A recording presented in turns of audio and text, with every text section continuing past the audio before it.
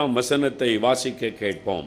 மெய்யாகவே மெய்யாகவே நான் உங்களுக்கு சொல்லுகிறேன், நீங்கள் அழுது புலம்புவீர்கள், உலகமோ சந்தோஷப்படும். நீங்கள் துக்கப்படுவீர்கள், ஆனாலும் உங்கள் துக்கம் சந்தோஷமாக மாறும். உங்கள் துக்கம் சந்தோஷமாக மாறும். உங்களுடைய உள்ளத்தை துக்கப்படுத்துகிற காரியம் எதுவானாலும் அந்த துக்கத்தை தேவன் சந்தோஷமாய் மாற்றுவார். ஆண்டவர் இயேசு மனுஷனுடைய துக்கத்தை சந்தோஷமாய் மாற்றுகிறவர். அதற்குத்தான் அவர் இந்த உலகத்தில் வந்தார். பாவத்தினால் உண்டாகிற துக்கம், வியாதியினால் உண்டாகிற துக்கம், இழப்புகளினால் உண்டாகிற துக்கம், அசுத்த ஆவியினால் உண்டாகிற துக்கம், பலவிதமான பாடுகளினால் உண்டாகிற துக்கம், மனுஷனுடைய வாழ்க்கையில் துக்கத்தையும் வேதனைகளை கொண்டு வருகிறது. ஆண்டவர் மனிதர்களுக்காக பரிதாபம் கொண்டு அவருடைய துக்கங்களை சந்தோஷமாய் மாற்றுவதற்காகவே அவர் இந்த உலகத்தில் மனுஷனாக வந்து மனிதர்களுக்காக சிலுவையிலே மரித்து மனுஷர்களுக்கு மீட்பை உண்டாக்கினார். இன்றும் அவர் மனிதனுடைய துக்கத்தை சந்தோஷமாய் மாற்றுகிறார். உங்களுக்கு தேவன் வாக்கு கொடுக்கிறார். நீங்கள் ஏதோ ஒரு துக்கத்தை சுமந்து கொண்டு வந்திருக்கலாம், ஏதோ ஒரு காரியம் உங்களுடைய உள்ளத்தை வேதனைப்படுத்தி கொண்டிருக்கலாம். இன்றைக்காவது என் துக்கம் மாறுமா என்ற ஏக்கத்தோடு வந்திருக்கலாம். ஆண்டவர் இயேசு இங்கே உலாவுகிறபடியால் உங்கள் துக்கத்தை அவர் சந்தோஷமாய் மாற்றி உங்களை மகிழ்ச்சியோடு தான் இந்த இடத்தை விட்டு ஆண்டவர் அனுப்புவார். ஆனால் பல சமயங்களில் ஒரு எண்ணம் எழும்புகிறது, ஆண்டவரை துக்கத்தோடு ஒரு மனிதன் வரும் பொழுது நீர் அற்புதம் செய்து அவன் துக்கத்தை மாற்றி விடுகிறேன். ஆனால் இந்த உலகத்தில் அவன் வாழுகிறபடியால் மறுபடியும் வேதனையான காரியம் வருகிறது, மறுபடியும் துக்கப்படுத்துகிற காரியம் வருகிறது, மறுபடியும் அவனுக்கு ஒரு அற்புதம் தேவையாக இருக்கிறது.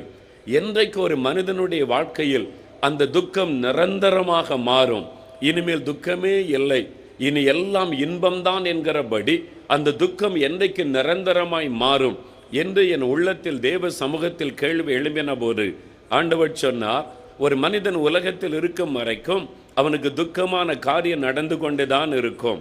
அவன் ஒவ்வொரு நாளும் ஒவ்வொரு சமயமும் என்னை தேடும் பொழுது அந்த துக்கத்தை நான் மாற்றி கொடுப்பேன். ஆனால் ஒரு நாள் வருகிறது, மனுஷனுடைய துக்கத்தை நான் நிரந்தரமாய் மாற்றுகிற ஒரு நாள் வருகிறது. அந்த நாள் வரும் பொழுதுதான் நிரந்தரமாக அவனுடைய துக்கம் மாறி மனிதனுடைய உள்ளத்தில் என்றைக்கும் ஒரு நித்திய சந்தோஷம் உண்டாகும். அப்படிப்பட்ட ஒரு நாள் வருகிறது என்பதாக சொன்னார். நான் வேதத்தை ஆராய்ந்த பொழுது வேதத்தில் அந்த வார்த்தை எழுதப்பட்டு இருக்கிறது. அந்த வசனத்தை நாம் வாசிக்க கேட்போம். வெளிப்படுத்தின விசேஷம் 21ஆம் அதிகாரம் 3-4 வசனங்கள். மேலும் பரலோகத்திலிருந்து உண்டான ஒரு பெருஞ்சத்தத்தை கேட்டேன். அது, இதோ மனுஷர்களிடத்திலே தேவனுடைய வாசஸ்தலம் இருக்கிறது, அவர்களிடத்திலே அவர் வாசமாயிருப்பார், அவர்களும் அவருடைய ஜனங்களாயிருப்பார்கள். தேவன் தாமே அவர்களோடே கூட இருந்து அவர்களுடைய தேவனாயிருப்பார். அவர்களுடைய கண்ணீர் யாவையும் தேவன் துடைப்பார். இனி மரணமும் இல்லை, துக்கமும் இல்லை, அலறுதலும் இல்லை, வருத்தமும் இல்லை, முந்தினவைகள் ஒளிந்து போயின என்று விளம்பினது. ஒரு நாள் வருகிறது, பரலோகத்தின் தேவன் மனுஷர்களோடு வாசம் பண்ணுவாராம். மனுஷர்கள் தேவனோடு கூட வாசம் பண்ணுவார்களாம். அவர்கள் தேவனுடைய ஜனமாய் இருப்பார்கள். அவர் நம்முடைய தேவனாக இருப்பார். என்றென்று நாம் தேவனோடு கூட வாசம் பண்ணுகிற ஒரு நாள் வருகிறது. அந்த நாளில் ஆண்டவர் அவருடைய கண்ணீர் யாவையும் தேவன் துடைப்பாராம். இனிமேல் மரணமும் இல்லை, துக்கமும் இல்லை, அலறுதலும் இல்லை, வருத்தமும் இல்லை, முந்தினவர்கள் எல்லாம் ஒளிந்து போயின. இனிமேல் துக்கம் இல்லை, இனிமேல் வருத்தம் இல்லை, இனிமேல் கண்ணீர் இல்லை என்று சொல்லுகிற ஒரு நாள் வருகிறது. பிரியமானவர்களே, அதுதான் இந்த உலகத்தின் முடிவும் ஆண்டவர் இயேசு கிறிஸ்துவினுடைய 2ஆம் வருகையும். அவர் திரும்ப வரும் பொழுது இப்பொழுது இருக்கிற இந்த பூமி முற்றிலும் அழிக்கப்பட்டுவிடும். இந்த பூமி அக்கினிக்கு இரையாக வைக்கப்பட்டிருக்கிறது என்று வேதம் சொல்லுகிறது. முதல் முறை மனிதர்கள் பாவம் செய்த பொழுது தண்ணீரினால் இந்த உலகத்தை தேவன் அழித்து எல்லாவற்றையும் மறுபடியும் புதிதாக மாற்றி கொடுத்தார். இப்பொழுது மறுபடியும் ஒரு முறை இந்த உலகம் அக்கினிக்கு இரையாக வைக்கப்பட்டு இருக்கிறது. ஆண்டவர் புதிய பூமியையும் புதிய வானத்தையும் சிருஷ்டிப்பாராம். அந்த ஒரு நாள் மகிமையான நாள் வருகிறது. அந்த நாளிலே சமுத்திரம் இல்லாமல் போய்விடும். அந்த புதிய வான புதிய பூமி சிருஷ்டிக்கப்பட்டு மனிதர்களை தேவன் தன்னுடைய பிள்ளைகளாக அந்த இடத்தில் வைத்து அவருடைய கண்ணீரை துடைத்து, இனிமேல் உங்களுக்கு வருத்தமே இல்லை, இனிமேல் நோய்களும் இல்லை, இனிமேல் எந்த வேதனையும் இல்லை, இனிமேல் எந்த கஷ்டமும் இல்லை, மரணமும் இல்லை, நீங்கள் மகிழ்ச்சியோடு கூட நித்திய காலமாக இருக்க போகிறீர்கள் என்று ஆண்டவர் நமக்கு வாக்கு பண்ணி இருக்கிறார். அந்த மகிமையான ஒரு நாளை நாம் எதிர்பார்த்திருக்கிறோம். அப்படிப்பட்ட ஒரு மகிழ்ச்சியான நாளுக்கு காரணம் என்ன தெரியுமா? இந்த வேதனைகளுக்கெல்லாம் காரணமாய் இருக்கிற சாத்தானையும் அவனுடைய தூதர்களையும் ஆண்டவர் அக்னி கடலிலே அழித்து போடுவார். அவர்களுடைய காரியம் முடிந்த பிறகு இந்த உலகத்தில் வேதனை இல்லாதபடி மகிழ்ச்சியான ஒரு நாட்களை நாம் காணும்படிக்கு ஆண்டவர் செய்வார். இனிமேல் துக்கம் இல்லை என்கிற ஒரு நாள் வருகிறது. நம்முடைய துக்கத்தை சந்தோஷமாய் மாற்றுகிற ஒரு நாள், நம்முடைய கண்ணீரை ஆண்டவர் துடைக்கிற ஒரு நாள். அப்படிப்பட்ட அந்த மகிமையான நாளை நாம் எதிர்பார்த்து காத்திருக்கிறோம். அதுதான் நம்முடைய துக்கத்தை நிரந்தரமாய் மாற்றக்கூடிய நாள். ஆம் பிரியமானவர்களே, ஒரு சமயம் கன்னியாகுமரி மாவட்டத்தில் மார்த்தாண்டம் இந்த இடத்தில் ஊழியத்திற்காய் சென்றிருந்தேன். அப்பொழுது அங்கே கூட்டம் நடைபெற்று கொண்டிருந்த சமயம் ஒரு குடும்பத்தில் திடீரென்று ஒரு அகால மரணம் நடைபெற்று விட்டது. கொஞ்சம் வயதுள்ள ஒரு சகோதரர் மரித்து விட்டார். அவருடைய வீட்டிலே மனைவி பிள்ளைகள் ஆறுதலற்று இருக்கிறார்கள். நீங்கள் வந்து ஒரு ஆறுதலாய் ஜெபிக்க வேண்டும் என்று என்னை கேட்டுக்கொண்டார்கள். ஆகவே அந்த வீட்டிற்கு நான் போனேன். அந்த வீட்டில் இந்த ஸ்கூலிலே படித்து கொண்டிருந்த இளம் வயதுள்ள ஒரு வாலிப மகள் மிகவும் கண்ணீர் விட்டு அழுதாள். அவள் பல கேள்விகளை என்னிடத்தில் கேட்டாள். அங்கள் இனிமேல் என் தகப்பனாருக்கு நான் என்ன செய்வேன்? என் மீது எவ்வளவு அன்பு வைத்திருந்தார். வெளியிலே போனால் அன்போடு என்னிடத்தில் கேட்பார், உனக்கு என்ன வாங்கி வர வேண்டும் என்று. நான் என்ன கேட்டாலும் எனக்கு வாங்கி தருவார். இனிமேல் நான் யாரிடத்தில் கேட்பேன்? இனிமேல் யாரை நான் அப்பா என்று அழைப்பேன்? இனிமேல் யார் எனக்கு எல்லாம் செய்து தருவார்கள்? ஏன் என் அப்பாவை ஆண்டவர் எடுத்துக்கொண்டார் என்றவள் கண்ணீர் விட்டு அழுதாள். நான் எவ்வளவோ வேத வசனத்தை கொண்டு ஆறுதல் சொல்லியும் அவளுக்காக ஜெபித்துமோடைய உள்ள மாறுதல் அடையவில்லை. என்னால் முடிந்த அளவு நான் ஜெபம் பண்ணிவிட்டு கடந்து வந்தேன். கடைசி நாள் அங்கே நடந்த கூட்டத்தில் ஆண்டவருடைய 2ஆம் வருகையை குறித்தும் மரித்தவர்கள் உயிரோடு கூட தேவனால் எழுப்பப்படுவார்கள் என்பதை குறித்தும் அந்த செய்தியை நான் பிரசங்கிக்க கர்த்தர் உதவி செய்தார்.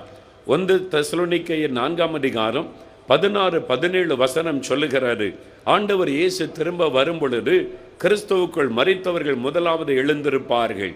இயேசுவை ஏற்றுக்கொண்டு அவருடைய இரத்தத்தினால் கழுவப்பட்டு அவருக்கென்று பரிசுத்தமாய் வாழ்ந்த தேவ பிள்ளைகள் உயிரோடு கூட மறுபடியும் எழுந்திருப்பார்கள்.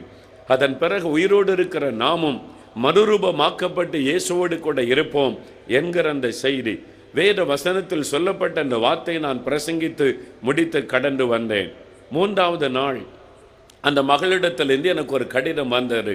அவள் குறிப்பிட்டிருந்தாள், அங்கிள், என் வீட்டிற்கு நீங்கள் வந்து எங்களுக்கு நீங்கள் ஆறுதல் சொல்லி ஜெபம் செய்தீர்கள். அப்பொழுது கூட என் உள்ளம் ஆறுதல் அடையவில்லை, என் துக்கம் மாறவில்லை, என் தகப்பனாருடைய இழப்பின் வேதனை நீங்கவில்லை.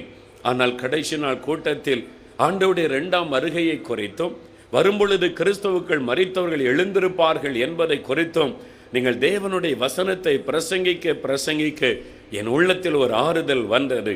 என் தகப்பனார் ஆண்டவருக்கு பிரியமாய் வாழ்ந்தவர், ரட்சிக்கப்பட்டு ஆண்டவருடைய வசனத்தின்படி வாழ அர்ப்பணித்து வாழ்ந்தவர். அப்படியானால் இயேசு வரும்பொழுது என் தகப்பனார் எழுந்திருப்பார், நான் அவரை மறுபடியும் காண்பேன் என்கிற அந்த நிச்சயம் எனக்குள் ஒரு ஆறுதலை கொண்டு வந்தது. என் துக்கத்தை மாற்றினது.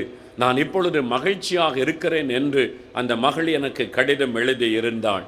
இந்த நம்பிக்கை, இயேசு திரும்ப வருவார், நாம் மறுபடியும் அவரை காண்போம், கிறிஸ்துவுக்குள் மரித்தவர்கள் எழுந்திருப்பார்கள், அவரோடு நித்திய காலமாய் மகிழ்ந்திருப்போம், நிரந்தரமாய் நம்முடைய துக்கங்கள் மாறும் என்கிற அந்த நம்பிக்கை, அதுதான் நம்மை சந்தோஷப்படுத்துகிறது.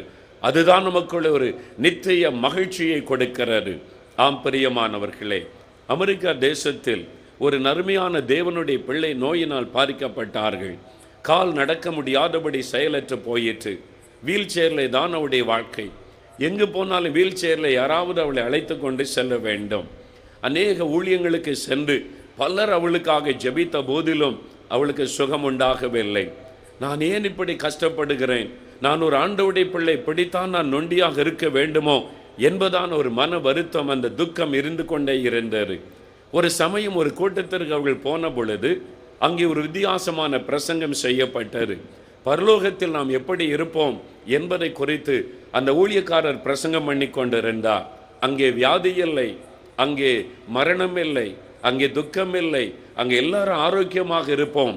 பரலோக ராஜ்யத்தில் தேவன் நம்மை சேர்த்து கொள்ளும் போது அங்கே தலைவலியும் வராது, சரீரத்தில் நோய்களும் இருக்காது, அங்கே நொண்டிகள் இருக்க மாட்டார்கள், கண் தெரியாதவள் இருக்க மாட்டார்கள், எல்லோரும் மகிமையின் சரீரத்தோடு நல்ல ஆரோக்கியத்தோடு இருப்பார்கள் என்று அந்த பரலோக பாக்கியத்தை குறித்து பிரசங்கம் பண்ணி கொண்டிருந்தார்.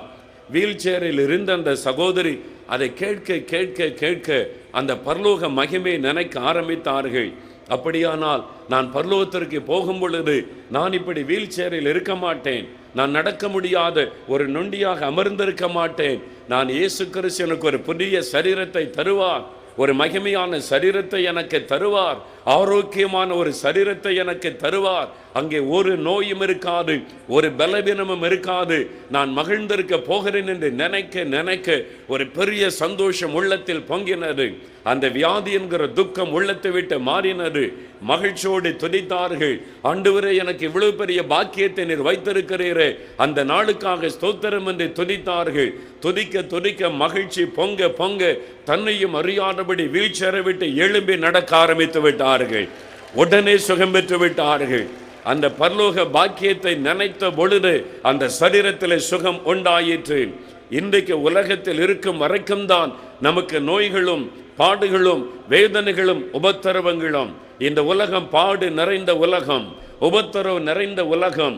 இந்த உலகத்தில் பயங்கரமான விஷ கிருமிகளும் கொள்ளை நோய்களும் பரவக்கூடிய ஒரு உலகம். இந்த உலகத்தில் இருக்கும் வரைக்கும் தான் இந்த பாடுகளும் வேதனைகளும்.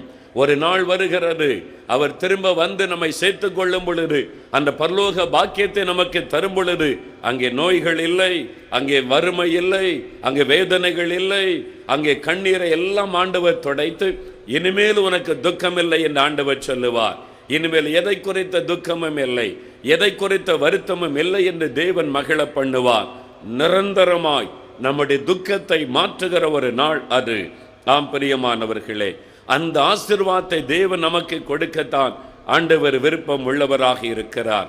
ஆகவேதான் இயேசு கிறிஸ்துவுடைய அந்த ஊழியத்தின் கடைசி நாட்களை நீங்கள் பார்க்கும் பொழுது அடிக்கடி அதை குறித்து பேசி இருக்கிறதை பார்க்க முடியும். யோவான் 14ஆம் அதிகாரம் 18ஆம் வசனத்தில் ஆண்டவர் சொல்லுகிறார், நான் உங்களை திக்கற்றவளாக விடேன், உங்களிடத்தில் வருவேன் என்பதாக அவர் சொல்லி இருக்கிறதை நாம் இங்கே வாசிக்கிறோம். நான் இந்த உலகத்தில் உங்களை திக்கற்றவளாக விட்டுவிட மாட்டேன்.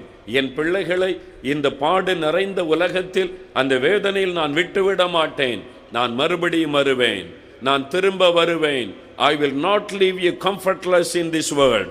I will come again.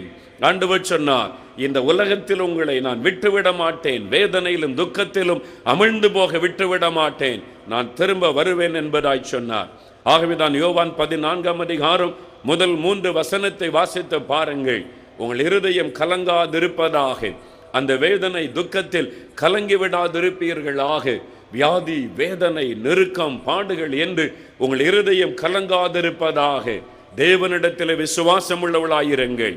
அப்பொழுதுதான் ஆண்டவர் சொல்லுகிறார், நான் போய் உங்களுக்காக ஒரு ஸ்தலத்தை ஆயத்தப்படுத்துகிறேன்.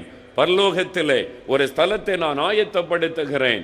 என்னோடு கூட நீங்கள் இருக்கும்படிக்கு அந்த வேதனை இல்லாத, வியாதி இல்லாத, துக்கமில்லாத இடத்திற்கு உங்களை அழைத்து செல்லும்படியாய் நான் திரும்ப வருவேன். என்னோடு கூட உங்களை சேர்த்து கொள்ளும்படி, நான் இருக்கிற இடத்தில் நீங்களும் என்னோடு இருக்கும்படி நான் திரும்ப வருவேன் என்பதாய் ஆண்டவர் வாக்கு கொடுத்து போனார். இதுதான் நம்முடைய நம்பிக்கை, இதுதான் நம்முடைய வாழ்க்கையிலே மகிழ்ச்சியை சந்தோஷத்தையும் கொடுக்கிறது. ஒரு தேவனுடைய பிள்ளை இயேசுவை ஏற்றுக்கொண்டவரை பின்பற்றுகளுடைய முக்கியமான பெரிய ஒரு நம்பிக்கை, இந்த உலகம் எனக்கு நிரந்தரமானது அல்ல. என் ஆண்டவர் இயேசு திரும்ப வரப்போகிறார், அவரோடு கூட என்னை சேர்த்து கொள்ள வரப்போகிறார். எனக்காக ஒரு ஸ்தலத்தை ஆயத்தம் பண்ணி கொண்டிருக்கிறார். அங்கே வேதனை இல்லை, வியாதி இல்லை, துக்கம் இல்லை, மரணம் இல்லை. அப்படிப்பட்ட மகிமையான இடத்திற்கு நான் செல்ல போகிறேன். இந்த உலக வாழ்க்கை தற்காலிகமானது என்கிற உணர்வோடு நாம் இந்த உலகத்தில் வாழ வேண்டும். அதுதான் கிறிஸ்தவ வாழ்க்கை, அதுதான் இயேசுவை பின்பற்றக்கூடிய ஒரு வாழ்க்கை என்பதாக வேதம் நமக்கு தெளிவாக சொல்லுகிறது. ஆகவேதான் பூமிக்குரியவைகளை அல்ல, மேலானவைகளை நாடுங்கள் என்று வேதம் நமக்கு சொல்லுகிறது. அந்த நாள் எப்பொழுது வரும்? அதுதான் அநேகருடைய உள்ளத்திலே எழும்பிக் கொண்டிருக்கிற கேள்வி. ஐயா, எப்பொழுது அந்த நாள் வரும்? எப்பொழுது இயேசு திரும்ப வருவார்? எப்பொழுது வந்து என்னை சேர்த்து கொள்ளுவார்? எப்பொழுது எல்லாவற்றிற்கு ஒரு முடிவு வரும்? அதுதான் அநேகருடைய உள்ளத்தில் எழும்பிக் கொண்டிருக்கிற ஒரு கேள்வி. ஆண்டவர் சீக்கிரம் வந்துவிட மாட்டாரா?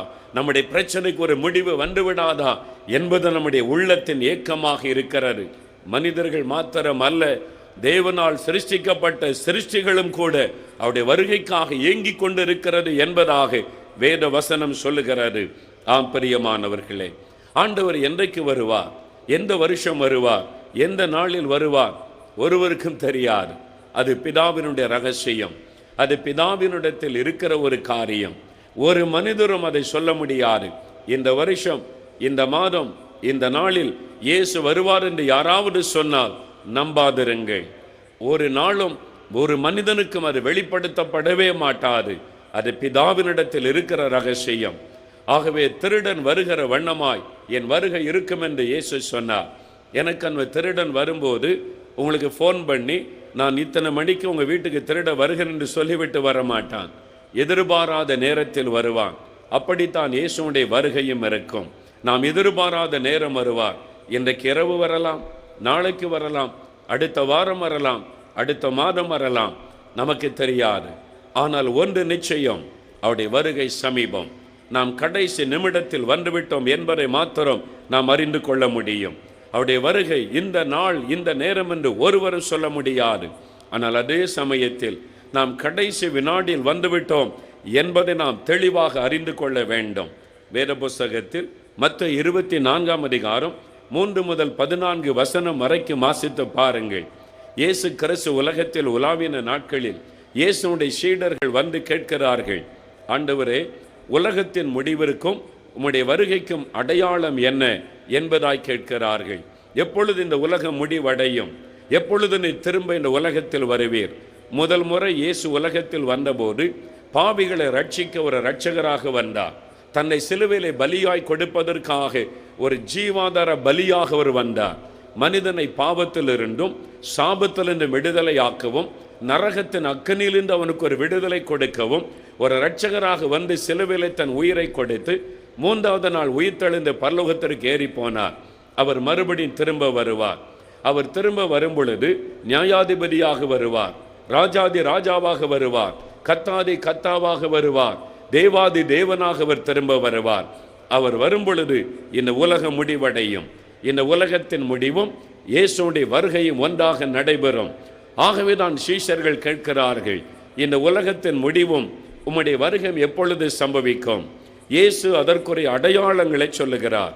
இவைகள் சம்பவிக்கும் போது ஆண்டவருடைய வருகை சமீபம் என்பதை அறிந்து நீங்கள் ஜாக்கிரதையாக ஆயத்தப்படுங்கள் என்பதாக ஆண்டவர் சொல்லுகிறார்.